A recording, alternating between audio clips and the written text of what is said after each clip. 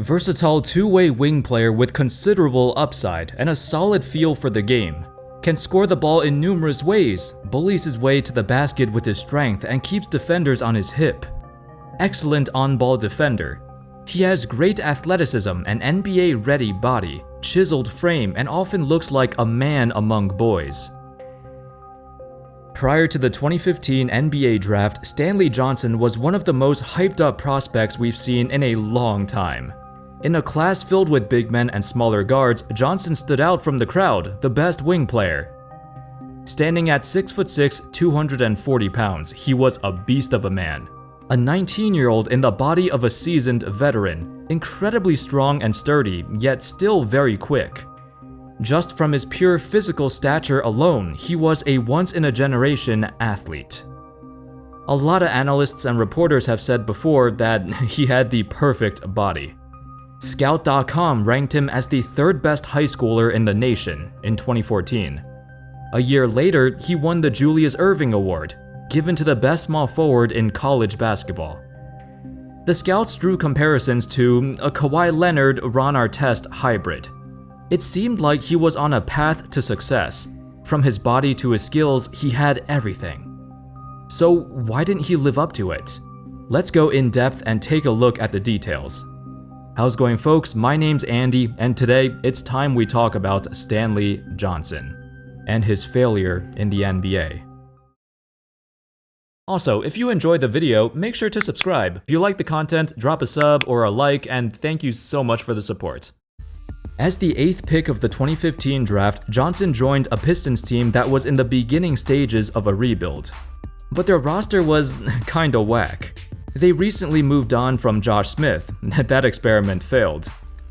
By the time Johnson arrived, their team was trying to rebuild, but they had a mishmash of players that had a hard time playing together. Because they had Kentavious Caldwell-Pope, Marcus Morris, and Tobias Harris, Stanley Johnson was forced to come off the bench. It's not like he didn't get the opportunity though. He was the 6th man on the team, still played over 23 minutes a game, and showed flashes of his defensive prowess. However, he didn't really get noticed until the playoffs, but for the wrong reasons. The Pistons rolled in as the 8th seed, facing LeBron and the Cavs. They got swept. While LeBron only averaged about 23 points a game in that series, one of the lowest scoring series of his career, he still trounced Johnson. According to ESPN stats, in the first 2 games of the series, LeBron was 7 for 9 from the field with Johnson as the primary defender. That's when Johnson unironically said, "I'm definitely in his head, that's for sure." He kinda got memed to hell after saying that. However, he did put his money where his mouth was. In the next 2 games, Johnson stepped it up and his defense made a notable impact. The Pistons still lost, but those games were super close.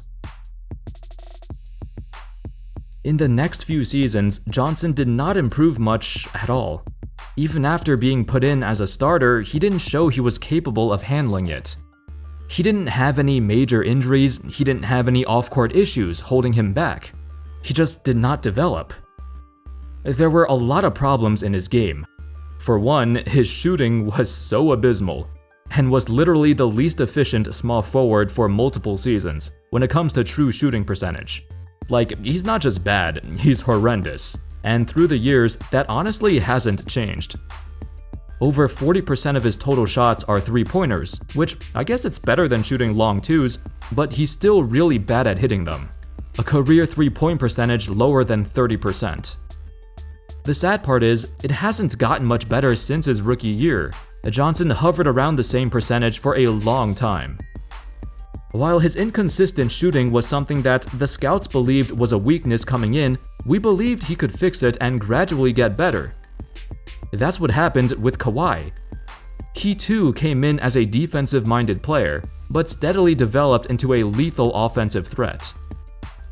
The problem is, most players do not follow that trend. If somebody has issues on offense, it's more likely that they'll never get better, and they'll always have those issues. Very rarely do we see a player like Kawhi make such a drastic jump offensively. Another issue was Johnson's ability to drive to the rim and finish. Theoretically, this should be a strong part of his game, considering how strong he is. Unfortunately, even coming in, we knew that this was a weak point. It was noted in his original scouting report, despite having the size and strength, he's still terrible at finishing. Career-wise, he hits about 59% of his shots at the rim, but over the years, it actually got worse. That's pretty mediocre for a small forward. Johnson doesn't seem skilled enough to find the right angles and doesn't have the finesse or soft touch to put up a good layup or floater. As a result of these offensive struggles, in every season of his career, his offensive box plus-minus has always been in the negatives, and his defensive prowess is not enough to make up for it. So overall, whenever Johnson is on the floor, he makes his team worse. To make matters even worse, his turnover rate is absurd, especially since he barely passes the ball to begin with. His 14.4% career turnover rate is comparable to Russell Westbrook's, who sits at 15.8%, or James Harden at 15.3%. That's reasonable for Westbrook and Harden because they're always high-impact players who pass the ball a lot and attract a ton of attention. The fact that Johnson, who's not a playmaker and defenses don't even pay attention to him, the fact that he still turns it over on 14% of his possessions, that's ridiculous. So many times, Johnson just fumbles the ball and loses it. He drives to the rim, loses his dribble, and the ball bounces off his leg or something stupid. He has the turnover rate of a superstar, but the production of a bench warmer. The Pistons were very patient with him. They were giving him ample opportunities to show what he can do. Of course, he'd have the occasional decent game, but honestly, he wasn't worth keeping. Eventually, they gave up on him, traded him away, and then Johnson found his way to Toronto. It was a brand new start, and he's still fairly young. He even recorded a career-high 35 points near the end of the 2021 season. He's had similar games before, but there aren't any signs he'd build on these occasional performances. It was more of a flash in the pan. In Toronto, his main focus was to cut down on mistakes and find a niche on the roster, which he actually did. Instead of trying to force shots and struggle to make plays, Johnson decided he needed to change it up. The Raptors put him primarily at the three-point line, and he became known as the hustle guy. That's what he's always been good at, hustling on defense, chasing loose balls, crashing the glass, and just bringing those intangibles and doing the dirty work. Prior to the NBA, his relentless energy was a major part of his game, and now he finally embraced it. During his time in Toronto, Nick Nurse noticed Johnson's work ethic. He's tough on the glass, he fights down there against some bigger bodies because he's pretty strong himself. I'm happy, Stan's played a great role off the bench for us lately, it's good to see. However, when it comes to his mentality, it's kind of different, I guess. When Johnson was asked by a reporter if he was trying to work his way up the league or trying to get more minutes in the rotation, he replied with this: "I don't want to show I can do more. I'm a professional athlete, I play for money. If I'm not playing good enough, that's probably why I wasn't playing. So for me, I'm not really into anything spectacular. I'm just going in every day, working extremely hard and letting my work do the talking." At this stage of his career, it looks like he no longer hopes to become a star.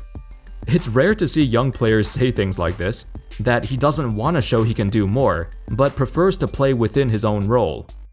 It worked out well in Toronto, as he seemed way more comfortable compared to his days in Detroit. You don't need to go above and beyond, as long as you're productive and comfortable with what you're doing. That's all that matters. That's what Johnson is trying to accomplish. Not everyone has that killer mentality to become the greatest. As for the comparison with Kawhi or Ron Artest, well, one thing they have in common is that they're all physically built. Defensively, Stanley is a stud. Over the years, he spent many games guarding the opposing team's best players, from point guard to power forward. Stanley is quick and strong, can keep up with the best of them, but that's about the extent of this comparison.